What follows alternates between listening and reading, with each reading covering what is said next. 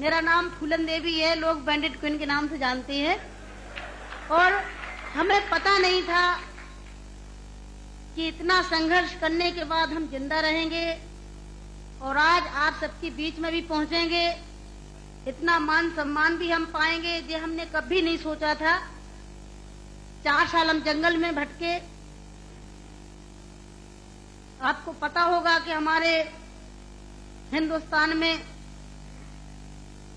नहीं कहना चाहिए ऐसे मौके पर, मैं कहूंगी, बताऊंगी जो मेरे पे बीती है, कि हमारे सामंतशाही लोग, पैसे वाले लोग, और खासकर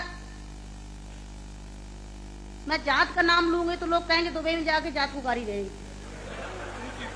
ऐसे ऊंची जाति के लोग जो जात पात को मानते हैं, हम जैसे गरीबों को, दलितों को, दबे कुचलों को, अल्पसंख्यकों को एकदम ये सोचते हैं जी कीड़े मकोड़े हैं, जी इंसान नहीं है। तो उन लोगों को मैंने बताया कि मैं इंसान हूं, अगर हमें तुम मारोगे तो हम भी चुप नहीं बैठेंगे, हम भी जवाब देंगे। और इसलिए मैंने कई दफे सोचा कि मैं आत्महत्या कर लूं, मर जाऊं, पर मैंने सोचा कि मरती तो हजारों लड़कियां रोज हैं। बताओ, हमें डाकू के नाम से जानते हैं लोग, डाकू, फूलन देवी डाकू। बताओ, मेरी 4 हाथ पैर हैं। कहते चम्मिल घाटी की है, चम्मिल घाटी की। चम्मिल घाटी मेरी माँ बाप है। अरे मैं माँ बाप से पैदा हुई हूँ। मेरा कसूर यही है कि मैं झोपड़ी में पैदा हुई, गरीब परिवार में पैदा हुई, दबी कुचली समाज में पैदा हुई, तो हमें जीने का अधिकार है नहीं। मेरे भाई और बहनों, मैंने कोई बुरा काम नहीं किया। मैं तो वहां भी मंच में बोलती हूँ, अब्बू भाई के साथ में तो कई सभाएं हुई हैं, बहुत बड़ी बड़ी सभाएं हुई हैं, कि मैंने कोई बुरा नहीं किया है। आपने सुना होगा, सुना का आप तो वहीं के सब रहने वाले हैं, कुछ हमारे भाई हैं यहाँ के, है कि एक सीता के कारण इतने बड़े जो रावण का आज तक पुतला फूंकते हैं, उसका यही कसूर था कि खाली एक औरत को उठा ले गया तो आज तक पुतला फूंकते हैं। मैंने क्या बुरा किया? मेरे साथ भी ऐसे रावणों ने अत्याचार किया, मैंने उन रावणों को जवाब दिया। फूलन देवी वो डाकू है, डाकू है।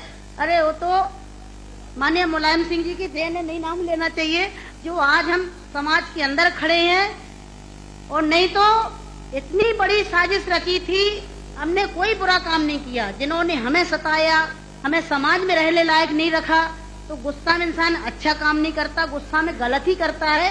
और जो कुछ भी हुआ, अच्छा और बुरा, सबक सिखाने के लिए कि हम जैसी बहन बेटियों के साथ अन्याय अत्याचार करोगे तो कोई भी महिला घर से बाहर निकल के और अपने अधिकारों की लड़ाई लड़ने के लिए मैदान में खड़ी हो जाएगी। तो मेरे भाई और बहनों, हमें तो डाकू घोषित कर दिया। जब मैं चुनाव लड़ने जाती हूँ तो सब एक ही भाषण रहते हैं, किसी के और कोई भाषण नहीं रहते हैं। बताओ, मैं डाकू दिखाई देती हूँ? क्या होता डाकू है? तुमने हमें सताया, हमें लूटा पीटा। डाकू तो वो बेईमान जो हम जैसी महिलाओं को लूटते पीटते हैं। तो मेरे भाई और बहनों, 4 साल में जंगल में भटकी, 11 साल में जेल में रही, और जेल में भी हमें पागलों के साथ रखा गया था। अच्छी जगह नहीं रखा गया, यही पागल महिला थी, पागल महिलाओं में रखा गया था। 11 साल तक हमें जेल में रखने के बाद कोर्ट में पेश नहीं करा गया। और जब जेल से छोड़े गए तो बहुत बड़ा हमारे हिंदुस्तान में तूफान आया कि इतनी बड़ी डाकू को छोड़ दिया गया, बहुत बड़ा अन्याय हुआ।